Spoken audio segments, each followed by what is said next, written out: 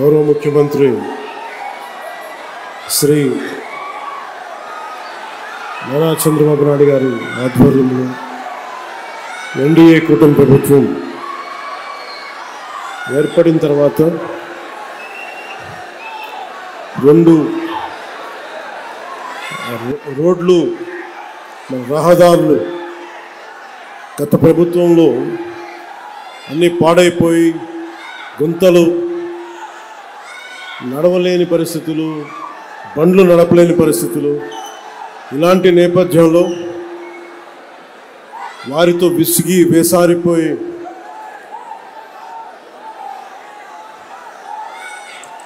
కూటమి ప్రభుత్వానికి మీరందరూ మద్దతుగా నిలబడినందుకు మనస్ఫూర్తిగా మీ అందరికీ నా కృతజ్ఞతలు. పల్లె పండుగ 2.0 ఇది దాదాపు 6,000 కోట్ల పైతోటి పనులు ప్రారంభిస్తూ ఉన్నాం. నేను చాలాసార్లు చెప్తూ ఉంటా, కోనసీమకి ఈ మట్టిలో, ఈ నేలలో అగ్ని ఉంటుంది. అంటే ఖనిజ నిక్షేపాలు ఎప్పుడు బ్లోడ్ జరుగుతూ ఉంటాయి. ఈ తిండి తిన్న మీకు, ఈ గాలి పీల్చిన మీకు ఎంత తెగింపు, ఎంత పౌరుషం ఉంటుందో నేను బాగా అర్థం చేసుకున్నాను.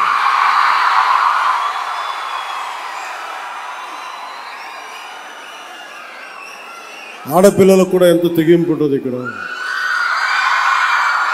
దారి పొడుగున వస్తూ ఉంటే అమ్మలు, అక్కలు, చెల్లెళ్ళు, ఆడపడుచులు హారతులు ఇస్తూ, పెద్దలు, పిన్నలు, యువత హారతులు ఇస్తూ ఉంటే చాలా ఆనందం వేస్తుంది. ఇంత ప్రేమకి నోచుకునే అర్హత నాకుందా అనిపిస్తుంది ఒకసారి. భగవంతుడి దీవెన, మీ అందరి ఆశీస్సులు, చల్లని ఆశీస్సులు, మీరు నన్ను ఈ స్థానంలో కూర్చోబెట్టారు. ఈరోజు సుబ్రహ్మణ్య షష్ఠి శుభాకాంక్షలు తెలియజేసుకుంటూ, పూర్వవరం శివాలయం ఆగిపోయింది. సుబ్రహ్మణ్య షష్ఠి రోజున మీరు సుబ్రహ్మణ్యేశ్వర స్వామి తండ్రి అయిన పరమశివుడు ఆలయం ఆగిపోతే దాన్ని ఎలా వదిలేస్తాం? నేను మీకు మాటిస్తున్నాను, అది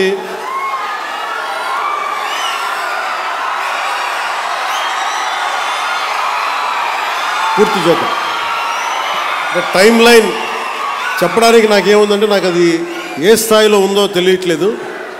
అందుకని మీరందరూ సంసిద్ధంగా ఉంటే వచ్చే సంవత్సరం లోపే దాన్ని నేను కూడా కొంత నా వ్యక్తిగత నిధులు ఇస్తాను దానికి.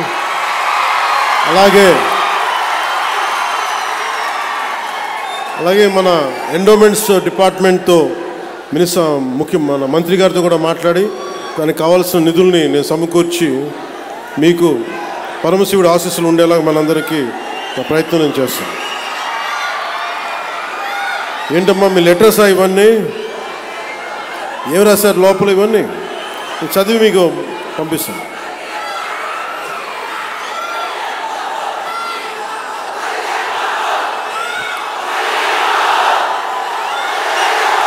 అలాగే కోనసీమ జిల్లా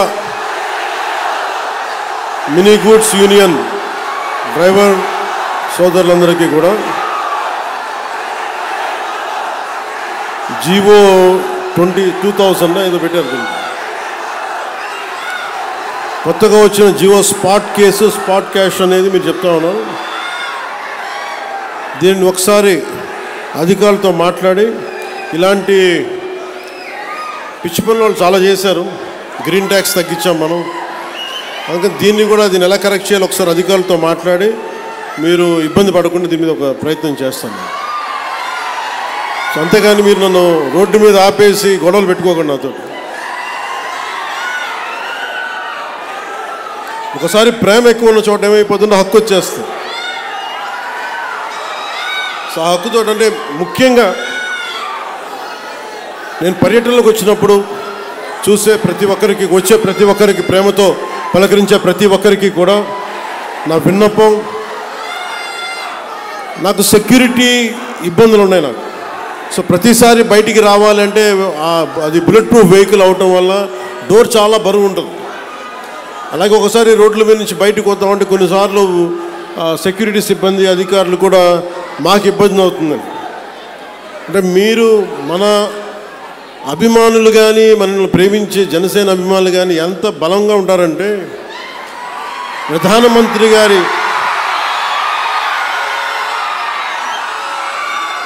ప్రధానమంత్రి గారి ఎస్పీజీ గ్రూప్ కూడా, ప్రధానమంత్రి భద్రతా వ్యవహారాలని పర్యవేక్షించే ఎస్పీజీ వాళ్ళు కూడా నాకేం చెప్తారంటే, మీ వాళ్ళతో మేము పడలేం. ప్రధానమంత్రి గారికి మేము ఏ పర్యటనకు తీసుకెళ్ళినా, మేము కాశ్మీర్లో పర్యటన పెట్టుకున్నా మాకు ఇబ్బంది ఉండదు, మాకు భయం ఉండదు. కానీ మీరున్న సభలకి రావాలి, మీ జనంతో రావాలి అంటే మీ ఉత్సాహాన్ని ఎలా ఆపాలో తెలియట్లేదు మాకు. అంటే మీరు అందరూ అంత మిలిటెంట్గా ఉంటారు, అంటే ప్రేమ చూపించినా అలాగే ఉంటుంది మీది. చాలా రా లవ్ మీద. అలాగే మీరు గొడవ పెట్టుకున్నా కూడా అంతే గట్టిగా ఉంటుంది. అంత గొడవ పెట్టుకుంటేనే కదా గత ప్రభుత్వంతో మనం పల్లి పండుగ 2.0 చేసుకోగలుగుతున్నాం. అంటే మీరే లేకపోతే, మీ ఉత్సాహమే లేకపోతే, మీ తెగింపే లేకపోతే ఈరోజు కుటుంబ ప్రభుత్వం ఈ పరిస్థితులు అయితే ఉండేది కాదు. గంటాపదంగా చెప్తున్నాను.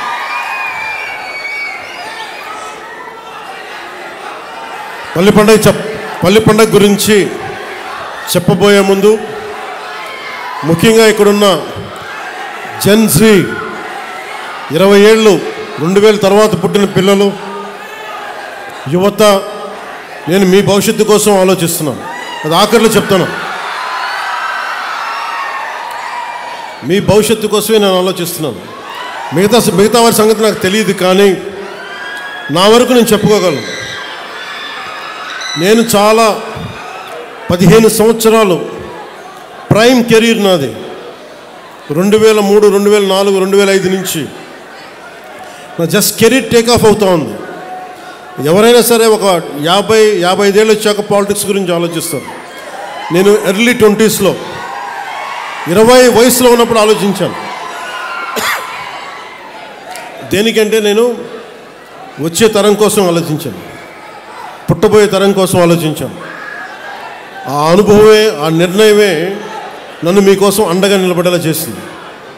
మీకోసం మీరు ఎలాంటి అభివృద్ధి కోరుకుంటున్నారు, ఎలాంటి నయా భారత్ని కోరుకుంటున్నారు, అలాగే వెల్ఫేర్ స్కీమ్స్ ఉండాలి, పథకాలు ఉండాలి, ఉచిత పథకాలు ఉండాలి, వాటితో పాటు అభివృద్ధి కూడా ఉండాలి.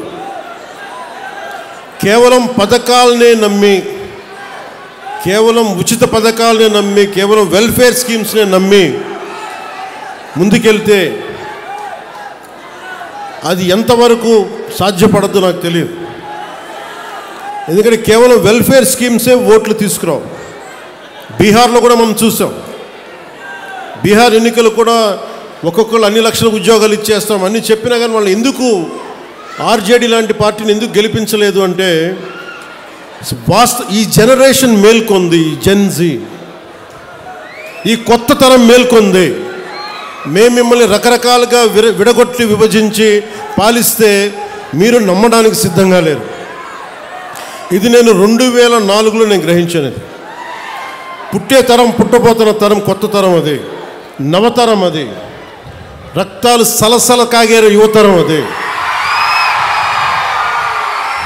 మీకోసం బాధ్యతగా నేను రాజకీయాల్లోకి వచ్చాను. సినిమాల్లో చాలా డబ్బులు ఇందాక కూడా ఓజీ నడుస్తూ ఉంటే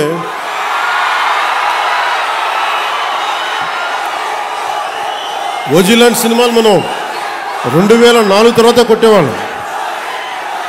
కానీ సినిమాల మీద నా దృష్టి లేదు, నాకు సమాజం మీద ఉంది నా దృష్టి.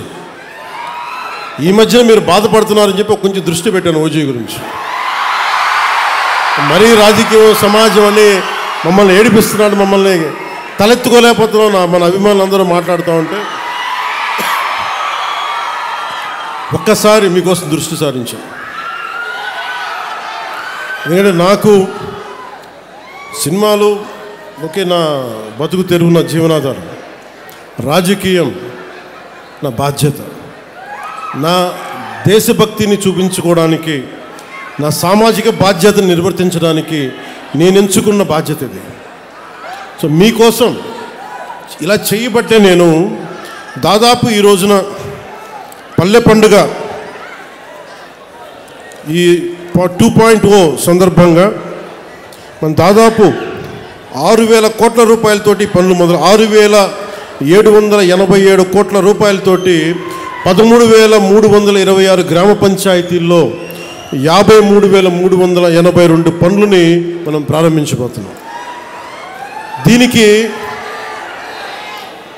మీరు 5 సంవత్సరాల క్రితం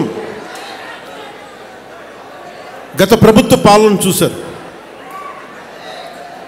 ఈ 5 సంవత్సరాల కాలంలో మీరు ఒకసారి జ్ఞాపకం తెచ్చుకుంటే మీకు ఏం గుర్తొస్తాయి చెప్పండి? వాళ్ళు చేస్తున్నారు గుంతలున్న రోడ్లలో చేపలు పట్టడాలు, రోడ్లు వేయకపోవడాలు, కాలువలు మరమ్మతులు చేయకపోవడాలు, ఏదన్నా అడిగితే కేసులు పెడతారు. ఇలాంటి భయానకం వాతావరణం నుంచి ఈ రోజున హక్కుగా కోనసీమ జిల్లా మినీ గూడ్స్ యూనియన్ డ్రైవర్లతో సహా మీరు వచ్చి మాకు ఈ సమస్య ఉందని చెప్పుకోగలుగుతున్నారు. నేను దానికి స్పందించగలుగుతున్నా.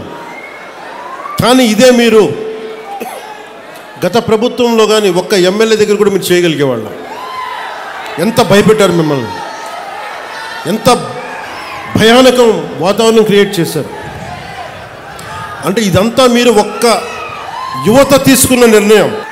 మీరు ఒక సరైన నిర్ణయం తీసుకొని ఒక సరైన కూటమి ప్రభుత్వాన్ని మీరు నారా చంద్రబాబు నాయుడు గారి నాయకత్వంలో, గౌరవ ప్రధానమంత్రి గారి నాయకత్వంలో కూటమి ప్రభుత్వాన్ని మీరు ఎంచుకోగానే ఇన్ని వేల కోట్లు మనం ఈ రోజున ఖర్చు పెట్టగలుగుతున్నాం. కేవలం మీరు ఒక నిర్ణయం తీసుకున్నారు, మేము ఈ ప్రభుత్వం కాదు కొత్త ప్రభుత్వాన్ని చూస్తాం. ఈరోజు నేను మిమ్మల్ని ఒకటే కోరుకుంటా ఉన్నాను. ఇందాక కొబ్బరి చెట్లు చూసి వచ్చాను, దెబ్బలు తిన్నాయి. అక్కడ శంకరగుప్తం మండలంలో శంకరగుప్తం డ్రైన్లో బాగా ఇబ్బంది అయిపోయింది. అక్కడ కొబ్బరి చెట్లన్నీ మొత్తం మొదలు పోతూ ఉన్నాయి. వెళ్ళి చూసి వచ్చాను. చూసొస్తే డ్రైన్ లేవు, డ్రైన్లు పూడికలు తీయలేదు. మీరు ఎవరన్నా మాట్లాడగలిగారా అంటే మాట్లాడడం, కానీ వినే నాయకులు లేరు ప్రభుత్వం, గత ప్రభుత్వంలో. ఈ రోజున నన్ను కానీ గౌరవ ముఖ్యమంత్రి చంద్రబాబు నాయుడు గారిని కానీ మీరు ఏమన్నా కానీ ఇది మేము ప్రజాస్వామ్యాన్ని నమ్ముతాం. మీకోసం ఒక మాట విని మీరు ఒక చిన్న పిటిషన్ ఇస్తే మేము తీసుకొని మేము దాన్ని సరిదిద్దడానికి ప్రయత్నం చేస్తూ ఉన్నాం. కానీ మనం ఏం వారసత్వంగా వచ్చినాయి మనకి అంటే అప్పులు, వాళ్ళు చేసిన దోపిడీ, ఏ విధి విధానాలు లేకుండా అనేక సమస్యలు వారసత్వంగా ఇచ్చేశారు. నేను ఇక్కడ మనకు కనిపిస్తున్న కోనసీమ కొబ్బరి సీమ. ఇది ఒక కొబ్బరి చెట్టు మనకి ఫలం ఇవ్వాలి అంటే కనీసం 8 నుంచి 10 సంవత్సరాలు పడుతుంది. పూర్తి స్థాయిలో దాని ఫలితం చూడాలంటే కనీసం 15 సంవత్సరాలు పడుతుంది. నేను ఈ రోజున మిమ్మల్ని అడిగేది ఎలక్షన్ ముందు అడగట్లేదు, ఇప్పుడే అడుగుతున్నాను. వచ్చే 15 సంవత్సరాలు ఈ కూటమి ప్రభుత్వానికి మీరు అండగా ఉండాలి. ఒక కొబ్బరి చెట్టుకి మీరు ఎంత కొబ్బరి చెట్టుని పాతే అది 10 దశాబ్దం తర్వాత ఫలితం ఇస్తుంది. అలాగే మీరు పెట్టుకున్న నమ్మకం అన్ని సమస్యని రాత్రికి రాత్రి చేయటం కుదరదు. కానీ నేను మీకు మాటిస్తున్నాను, ఇక్కడ ఉన్న యువత అందరికీ మాటిస్తున్నాను, పెద్దలకు మాటిస్తున్నాను. నేను చాలా ప్రైమ్ ఏజ్లో వచ్చాను. నేను పాలిటిక్స్కి ఎర్లీ 30sలో వచ్చాను. నేను దేనికి వచ్చానంటే నేను ఎంతసేపు మనం జై హిందులు కొడతాం, మహాత్మా గాంధీ గారికి దండలేస్తాం, నేతాజీ సుభాష్ చంద్రబోస్ గారికి సెల్యూట్లు కొడతాం, దేశభక్తి అంటాం. కానీ వాస్తవంగా వచ్చేటప్పటికి సామాజిక బాధ్యత కానీ దేశం పట్ల భక్తి కానీ చూపించడానికి చాలా వెనకాడతాం.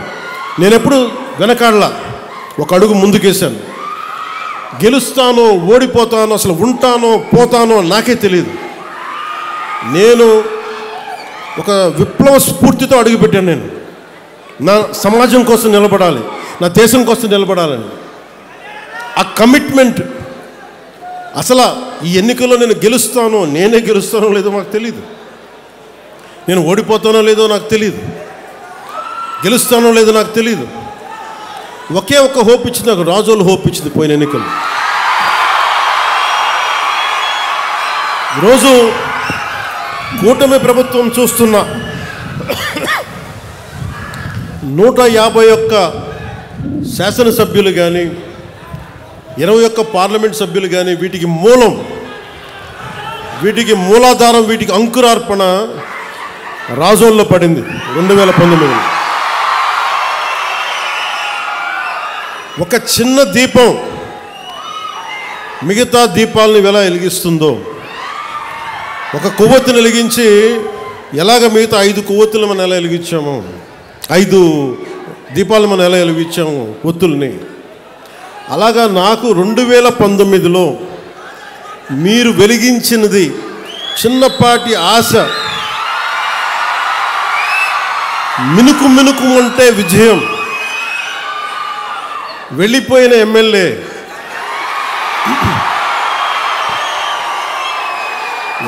వెళ్ళిపోయినా ప్రజలు వెళ్ళ, నా అన్నదమ్ములు వెళ్ళ, నా మాడపడుచులు వెళ్ళ, మా అక్క చెల్లెలు వెళ్ళ, మమ్మల్ని నిరంతరం చిరంజీవిగా ఉండని ఆశీర్వదించే పెద్దల వదల. మీరు ఇచ్చిన ఆ చిన్నపాటి ఆశ ఈ రోజున కూటమి ప్రభుత్వానికి ఎంత బలమైందంటే, అది నాకు బలమైంది, నేను కూటమికి బలమైంది. అది మీరు ఇచ్చింది. అందుకు నాకు ప్రత్యేకించి బాధ్యత ఉంది. నాకు రాజోలకి ఇందాక మన సోదరులు హరీష్ గారు చెప్పినట్టుగా, నేను గెలవడం పిఠాపురం నుంచి పోటీ చేశాను, గెలిచాను. కానీ రాజోలు నేను గుండెల్లో పెట్టుకుని నియోజకవర్గం. అందుకే పరమశివుడి ఆశీస్సులతోటి ఆలయాన్ని మొత్తం నేను అతి త్వరలో దానికి నిర్మాణానికి పూర్తి స్థాయిలో నా సహకారాన్ని దానికి అందిస్తాను. మనం పల్లె పండుగ 2.0లో రహదారులు దాదాపు 8,571 కొత్త రహదారులు నిర్మాణం చేస్తూ ఉన్నాం. 5,838 కోట్లతోటి 8,571 కిలోమీటర్లని కొత్త రహదారుల నిర్మాణం. అలాగే మనకి గోకులాలు ఉంటాయి. మనకు ఆవుని గోమాతగా పూజిస్తాం. ఇన్ని సంవత్సరాల్లో ఎవరు కూడా ఇన్ని గోకులాలు కానీ ముందుకు తీసుకెళ్ళలేకపోయారు. అలాంటిది మనం మన కూటమి ప్రభుత్వం వచ్చాక ఇప్పుడు దీంట్లో 375 కోట్ల రూపాయల వ్యయంతో 25,000 కొత్త మినీ గోకులాలు, 16 కోట్ల అంచనాతోటి 157 కమ్యూనిటీ గోకులాలని మనం ఏర్పాటు చేయబోతా ఉన్నాం. అలాగే 4 కోట్లు ఖర్చుతో 58 కిలోమీటర్ల మ్యాజిక్ డ్రైన్స్ని నిర్మాణం చేయబోతా ఉన్నాం. పంచాయతీ పరిధిలో 486 కోట్ల రూపాయలతోటి 15,000 కొత్త అభివృద్ధి పనులను చేయబోతా ఉన్నాం. అలాగే డిస్ట్రిక్ట్ పంచాయతీ రిసోర్స్ సెంటర్కి 148 కోట్లతోటి డిపిఆర్స్ మరియు గ్రామ పంచాయతీ భవనాలు నిర్మాణం చేస్తూ ఉన్నాం. అలాగే ఏషియన్ ఇన్ఫ్రాస్ట్రక్చర్ డెవలప్మెంట్ బ్యాంక్ నుంచి రుణ సహకారం తీసుకోవడంతో పాటు మహాత్మా గాంధీ జాతీయ ఉపాధి హామీ పథకం నిధులతోటి 15వ ఆర్థిక సంఘం నిధులతోటి ప్రధానమంత్రి గారి గ్రామ సడక్ యోజన, శాస్కి అంటే రాష్ట్ర మూలధన పెట్టుబడుల ప్రత్యేక సాయం వంటి పథకాల నుంచి దాదాపు 6,787 కోట్లు సమీకరించి పల్లె పండుగ 2.0 ద్వారా 13,326 గ్రామ పంచాయతీల పరిధిలో 53,382 పనులను చేపడుతున్నాం ఈరోజు. సో దానికి మీరందరూ ప్రత్యేక అతిథులుగా వచ్చినందుకు, అది మన రాజోల్లో దీని ప్రారంభోత్సవం చేసినందుకు మీ అందరికీ మనస్ఫూర్తిగా మీకు ధన్యవాదాలు తెలుపుకుంటా ఉన్నాను.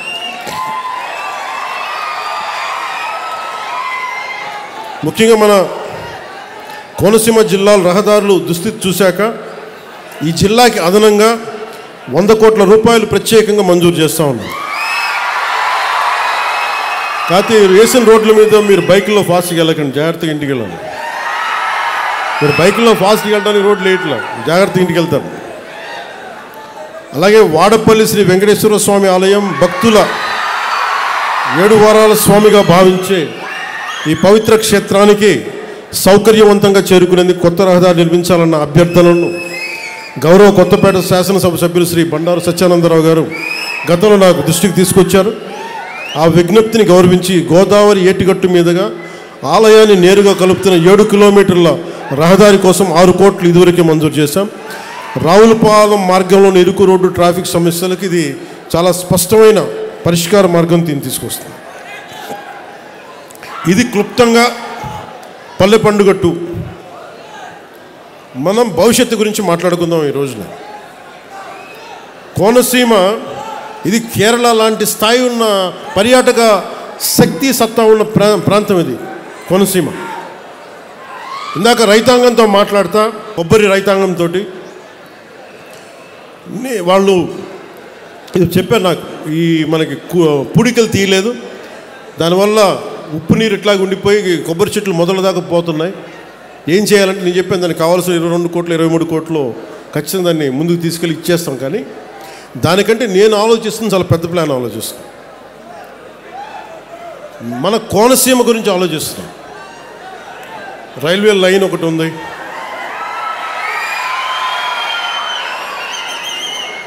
గత ప్రభుత్వానికి అండగా ఉండే పత్రికలు కొన్ని మీరేం చేశారని మాట్లాడుతూ ఉంటారు.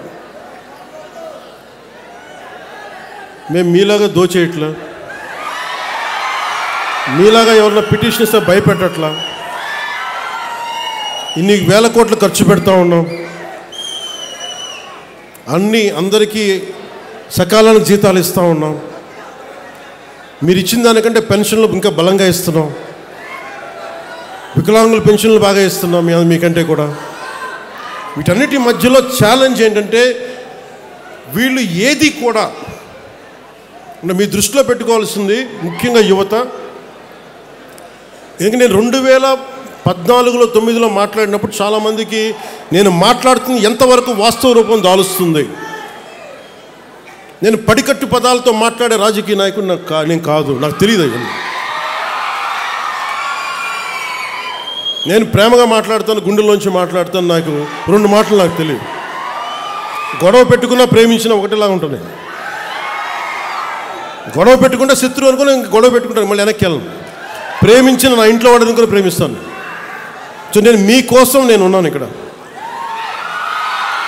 చాలామంది మాట్లాడుతున్నారు ఈ మధ్యన విప్లవాలు వచ్చేస్తాయి, నేపాల్ తరహాలో, శ్రీలంక తరహాలో, బంగ్లాదేశ్ తరహాలో యువత రోడ్ల మీదకి వస్తారు, గొడవ చేస్తాను. ఈ దేశంలో చాలామంది కలలు కంటా ఉన్నారు. అలా చెయ్యాలి అంటే, అలా గొడవలు రావాలి అంటే అది ఎన్డీఏ ప్రభుత్వం కాదు, గత ప్రభుత్వం కనుక ఇంకొక సంవత్సరం ఉంటే ఖచ్చితంగా ప్రజలు రోడ్ల మీదకి వస్తారు. అలాంటి తిరుగుబాట్లు నడపడానికి మేము ఎప్పుడు సిద్ధంగా ఉండాం.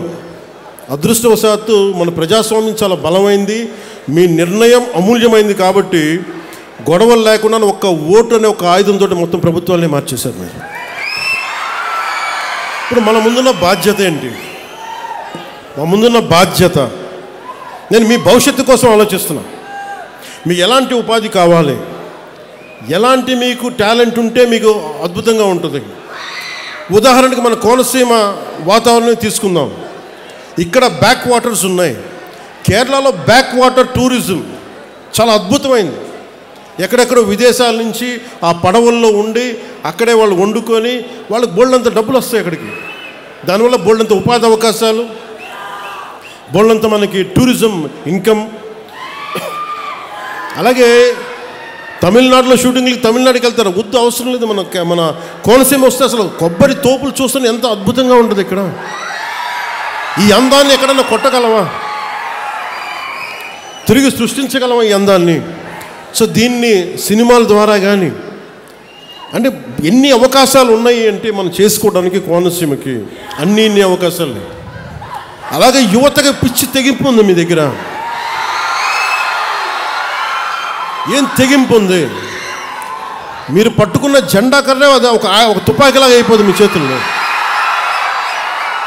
ఆ కనిపించే జెండా కర్ర ఒక బాణాకర్ర అయిపోద్ది. మీకు ఇవ్వగలిగేది ఏంటి ప్రభుత్వాలు? మీ భవిష్యత్తు కోసం మీకు ఎలాంటి మీకు స్కిల్స్ ఇవ్వాలి? మిమ్మల్ని ఏ స్కిల్ మీకు ఇస్తే మీరు అద్భుతంగా తయారవుతారు.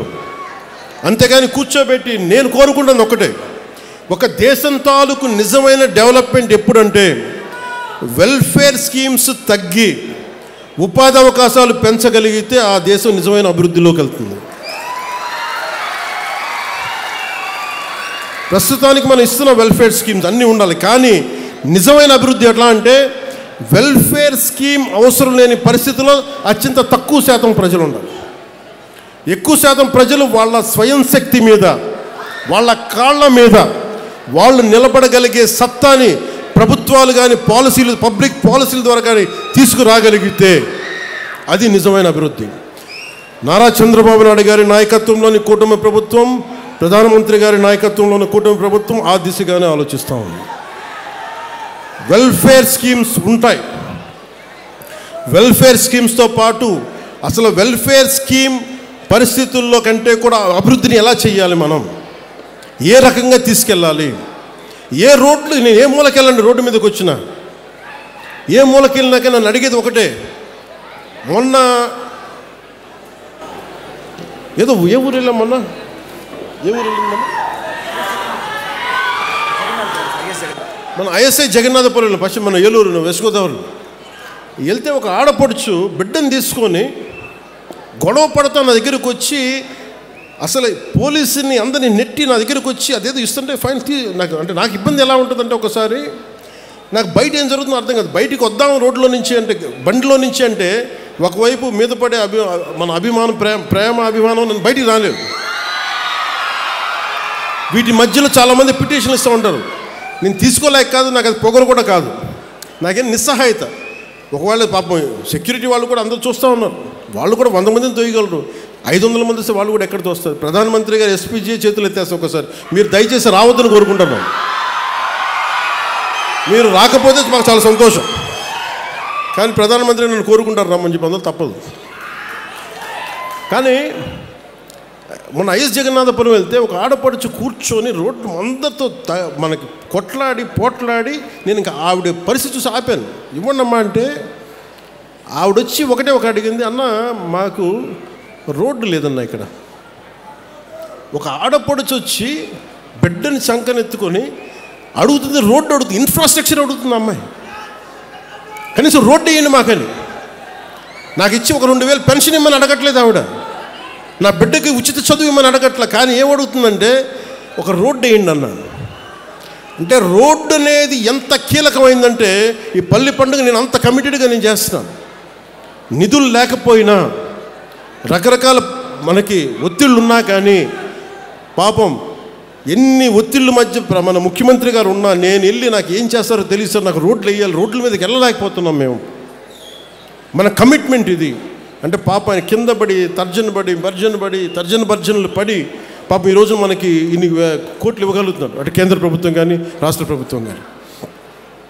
అంటే ఇవన్నీ ఎందుకు చెప్తున్నానంటే, మనము సగటు మనిషి కోరుకుంటుంది డెవలప్మెంట్ కోరుకుంటున్నాడు. నాకు నా సొంత కాళ్ళ మీద నిలబడగలిగే స్వశక్తిని నాకు ఇవ్వండి, నాకు అది మాకు ఇవ్వండి, మాకు ఇవ్వండి అని కోరుకుంటున్నాను.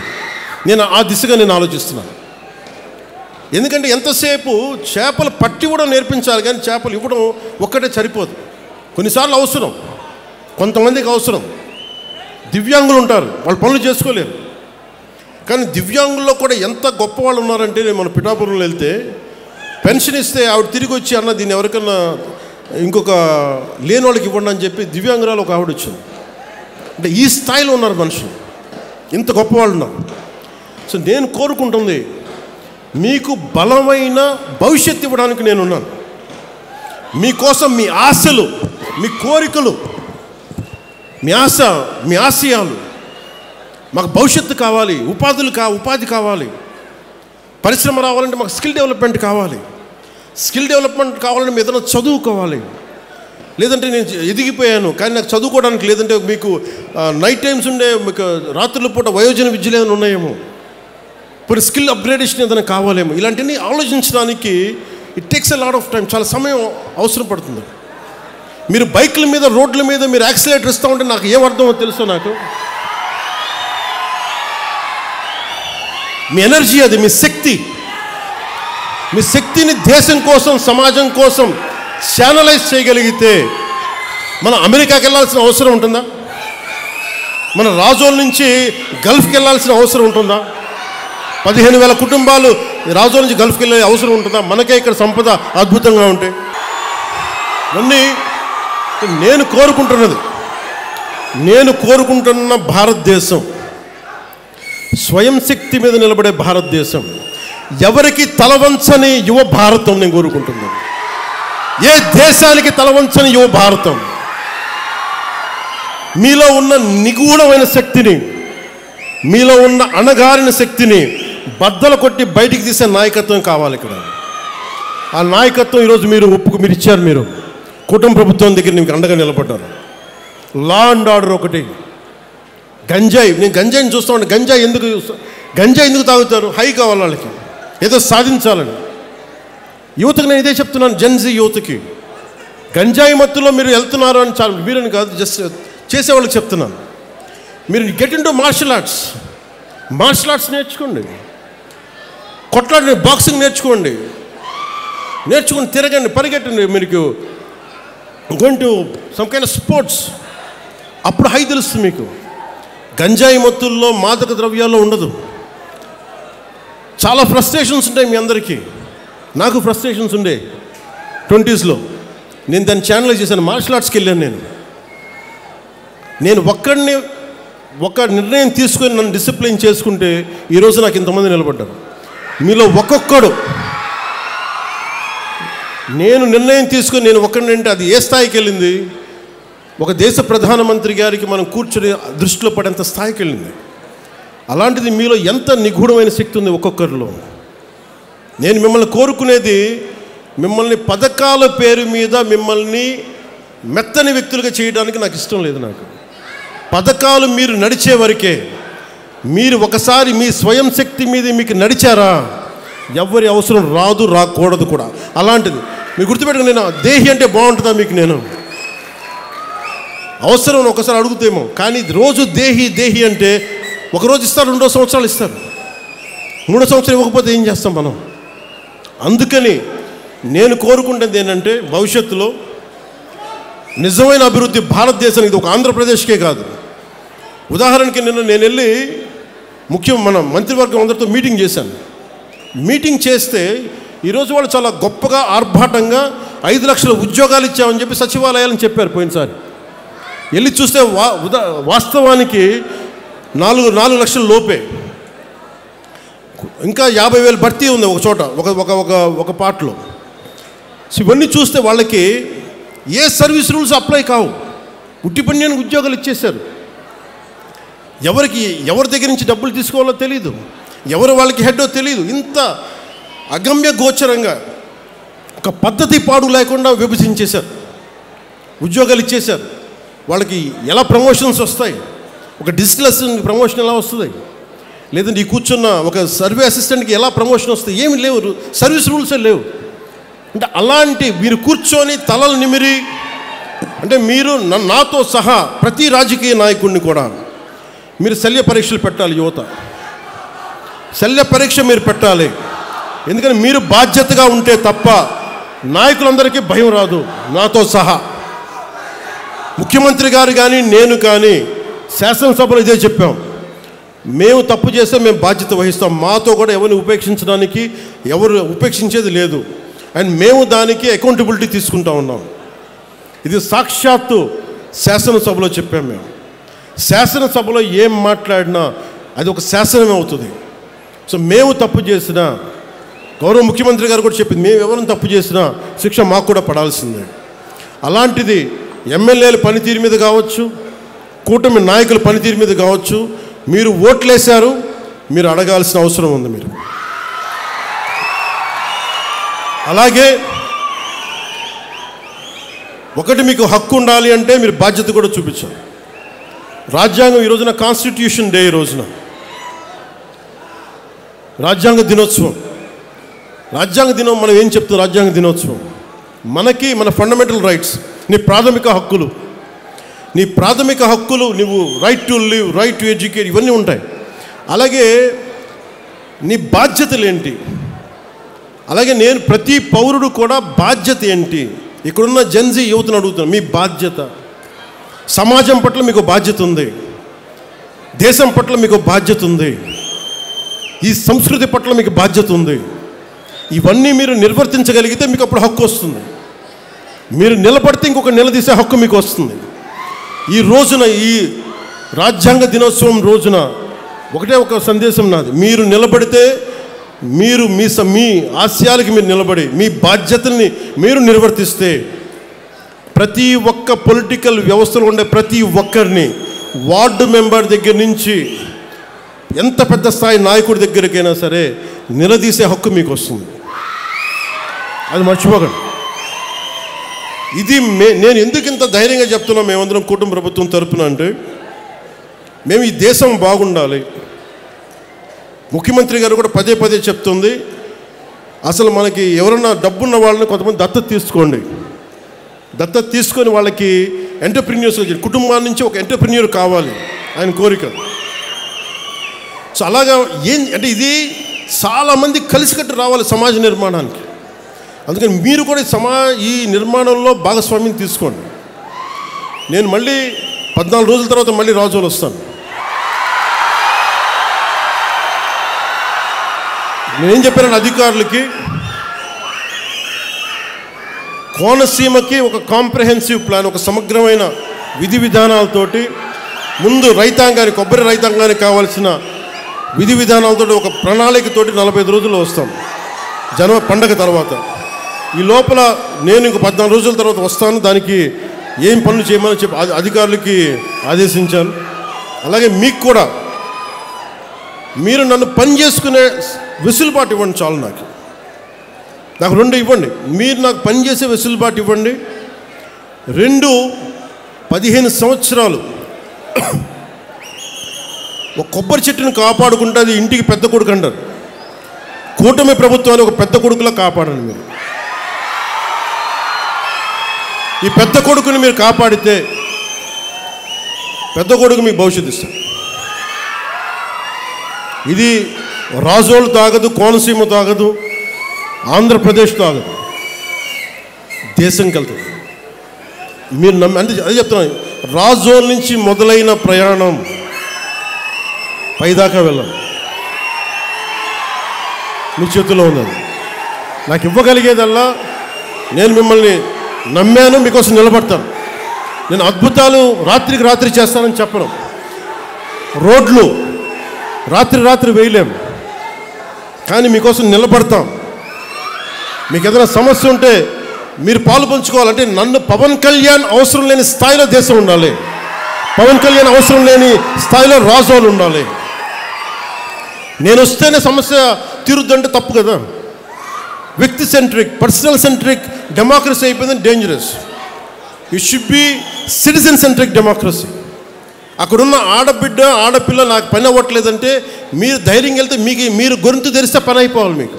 అది కదా మీకు రాజ్యాంగం ఇచ్చింది. దానికోసం పవన్ కళ్యాణ్ కోసం వెయిట్ చేయక్కర్లా, ఇంకో అధికారి కోసం వెయిట్ చేయక్కర్లా, ఇంకో మంత్రి కోసం వెయిట్ చేయక్కర్లా. ఎప్పుడైతే ప్రజలు చాలా బలంగా ఉంటారో నాయకులకి భయం వేస్తుంది.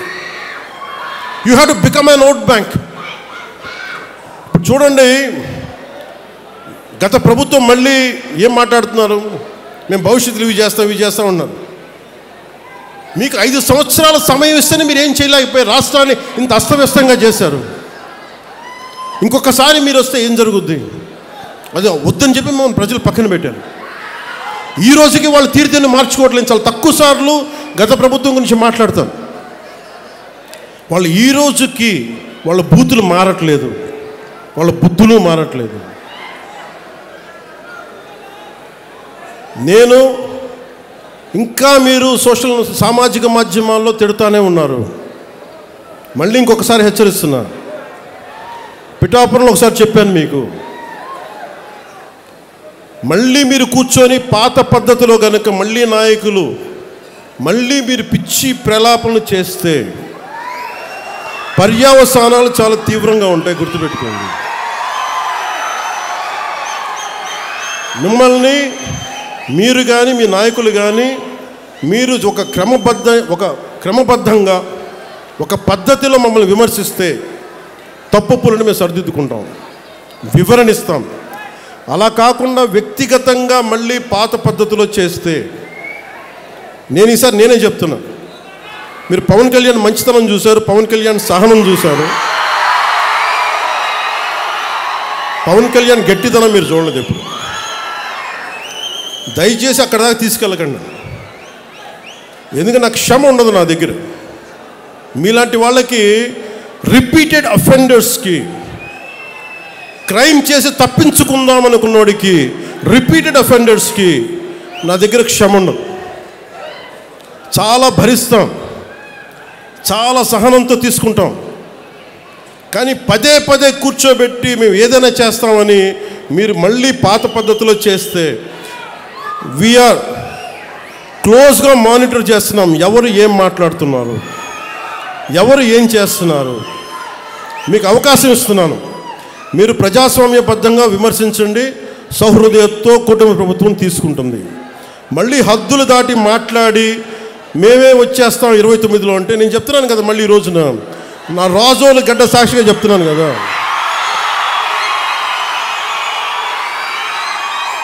నా రాజోలు గడ్డ సాక్షిగా చెప్తున్నా.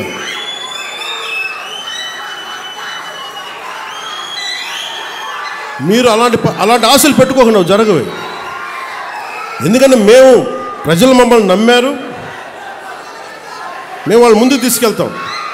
నేను మీ చేత మీ ఏ సమస్య ఉన్నా కానీ మనందరం కూర్చొని, ఇందాక ఉదాహరణకి మన ఆటో డ్రైవర్ సోదరులు ఒక సమస్య చెప్పారు, మాట్లాడుతాం దాని గురించి. ఓకే, సమస్య ఏముంది కూర్చోబెట్టి మాట్లాడి, ప్రజాస్వామ్యం అంటే అదే కదా. ఒక సమస్య ముందుకు వస్తే మనం వింటాం, దానికి ఎలా పరిష్కార మార్గం వెతుకుతాం. అందరం కలిసికట్టుగా దేశాన్ని సమాజాన్ని నిర్మిద్దాం. అంతేగాని క్రిమినల్ యాటిట్యూడ్ తోటి ఎవరు వచ్చినా కానీ, అది నా పార్టీ జనసేన పార్టీలో ఉన్నా కానీ, కూటమి పార్టీలో ఎవరున్నా కానీ, ప్రజాస్వామ్యాన్ని గౌరవించిన నాయకులు ఎవరైనా సరే, నా సొంత పార్టీలో, మన సొంత పార్టీలో ఉన్నా సరే, జనసేనలో ఉన్నా సరే, నేను ఉపేక్షించను. అలాంటి నాయకుల్ని, అలాంటి వ్యవహారం నడిపేవాళ్ళు నేను వదులుకోవడానికి సిద్ధంగా ఉన్నాను తప్ప, నన్ను ప్రేమించే జనాన్ని వదులుకోవడానికి నేను సిద్ధంగా లేను. నేను ఇంత స్పష్టంగా నా మైండ్లో కానీ నా గుండెల్లో కానీ ఉన్నాయి. ఎందుకంటే నేను జెన్జీకి మీ భవిష్యత్తు కోసం నేను ఉన్నాను ఇక్కడ. ఎందుకంటే ఈరోజు మీ పెద్దవాళ్ళు అయిపోయారు, 40 ఏళ్ళు 50 ఏళ్ళు వచ్చేసినాయి. కానీ వాళ్ళందరికీ భవిష్యత్తు ఏం కోరుకుంటారు? వాళ్ళ బిడ్డల భవిష్యత్తు కోరుకుంటారు. మీ బిడ్డల కోసం ఆలోచించడానికి ఒక తండ్రి ఒక తల్లి ఎలా ఆలోచిస్తారో కూటమి ప్రభుత్వం అలా ఆలోచించాలి. ఇప్పుడే అడుగు పెట్టాం, 18 నెలలు అయింది. ఇప్పుడు స్టార్ట్ చేశాం. మీ ఆశీస్సులు కావాలి, మీరు అర్థం చేసుకునే మనసు కావాలి. అందుకని నాకు మనస్ఫూర్తిగా రాజోల నుంచి ప్రతి ఒక్కరికి, ఆంధ్ర రాష్ట్రంలో ప్రతి ఒక్కరికి, మమ్మల్ని గెలిపించిన కూటమి ప్రభుత్వాన్ని గెలిపించిన ప్రతి ఒక్కరికి 2 చేతులు జోడిస్తూ మీ అందరికీ కృతజ్ఞతలు తెలియజేసుకుంటూ, పదవులు ఎలా ఉంటాయి ఏముంటాయి నాకు ఎప్పుడు తెలియదు, ఆలోచించాలి. డిప్యూటీ సీఎం అవుతాను కూడా ఆలోచించాలి, ఎమ్మెల్యేగా గెలుస్తాను కూడా ఆలోచించాలి. నా కోరిక ఒకటే, కష్టంలో ఉన్నవాడికి సాయం చేయాలి అన్నదే ఒకటే. అదే నన్ను ఇక్కడ దాకా పట్టుకొచ్చింది. మీరు నన్ను మనస్ఫూర్తిగా నమ్మండి. ఇందాక చెప్పినట్టుగా ఒక ఇంటికి పెద్ద కొడుకు ఎలా ఉంటుందో, ఈ ప్రభుత్వాన్ని ఒక పెద్ద కొడుకుగా భావించి మీరు నమ్మండి. మీరు దీనికి ఒక 15 సంవత్సరాల సమయం కావాలి మాకు. అందుకని ఈ రోజున 100 కోట్లు ఇవ్వగలుగుతున్నామంటే 2014 నుంచి 19 వరకు, 2019 నుంచి 24 వరకు కనీసం ఎన్ని కోట్లు వచ్చినాయి మీరు చెప్పండి ఒకసారి మన కోనసీమకి. దీన్ని బట్టి మీరు అర్థం చేసుకుని ఎంత కమిటెడ్గా పనిచేస్తున్నామని. ఒకవైపు ఉపాధి మనకి మనకి ఏవైతే హామీలు చెప్పామో సూపర్ 6 అవి అమలు పరుస్తూ, రోడ్లు వేస్తూ, ఇన్ఫ్రాస్ట్రక్చర్ డెవలప్ చేస్తూ, చాలా ఒకవైపు వాళ్ళ దోపిడీని ఏం చేశారని బయటికి తీసుకొస్తూ చాలా ఇబ్బంది పడతా ఉన్నాం. వీటన్నిటి మధ్యలో కూడా ఇంత సమర్థవంతంగా రాష్ట్ర ప్రభుత్వాన్ని నడుపుతున్నామంటే గౌరవ ముఖ్యమంత్రి గారి నాయకత్వంలో మేమందరం కలిసి మీ ఆశీస్సులు కావాలి, మెండుగా కావాలి, మాకు బలాన్నిచ్చే మీ ఆశీస్సులు కావాలని కోరుకుంటూ మీ అందరితోటి నా కోనసీమ సోదరులకి, సోదరిమణులకి, ఆడపడుచులకి, అక్క చెల్లెళ్ళకి, కార్మిక సంఘాల నాయకులకి, ప్రతి ఒక్కరికి పేరు పేరున ధన్యవాదాలు తెలుపుకుంటున్నాను. వేదిక పైన ఆసీనులైన గౌరవ రాజోలు శాసనసభ సభ్యులు, సభాధ్యక్షులు దేవి వరప్రసాద్ గారికి, అమలాపురం పార్లమెంట్ సభ్యులు గౌరవ శ్రీ హరీష్ మధుర బాలయోగ్ గారికి, శ్రీ పేరాబత్తుల రాజశేఖర్ గారికి, శ్రీ ఐతాబత్తుల ఆనందరావు గారికి, గన్నవరం శాసనసభ్యులు గిడ్డి సత్యనారాయణ గారికి, శ్రీ బండారు సత్యానందరావు గారికి, బొమ్మిడి నాయకర్ గారికి, ఇతర శాసనసభ్యులు నాయకులకి, ప్రతి ఒక్కరికి పేరు పేరున నా హృదయపూర్వక కృతజ్ఞతలు. ఈ కార్యక్రమాన్ని సమర్థవంతంగా పల్లె పండుగ 2.0 సమర్థవంతంగా ముందుకు తీసుకెళ్తున్న పంచాయతీరాజ్ ముఖ్య కార్యదర్శి, గ్రామీణాభివృద్ధి, గ్రామీణ నీటి సరఫరా, పారిశుద్ధ్యం ప్రిన్సిపల్ సెక్రటరీ శ్రీ శశిభూషణ్ కుమార్ గారికి, commissioner Panchayati Raj and rural development M Krishna Teja గారికి, డిస్ట్రిక్ట్ కలెక్టర్ గారు మహేష్ కుమార్ గారికి, ప్రతి ఒక్కరికి నా ధన్యవాదాలు తెలుపుకుంటూ మరోమారు మళ్ళీ ఇంకో 14 రోజులతో మళ్ళీ కలుసుకుందామని తెలియజేసుకుంటూ సెలవు తీసుకున్నాను.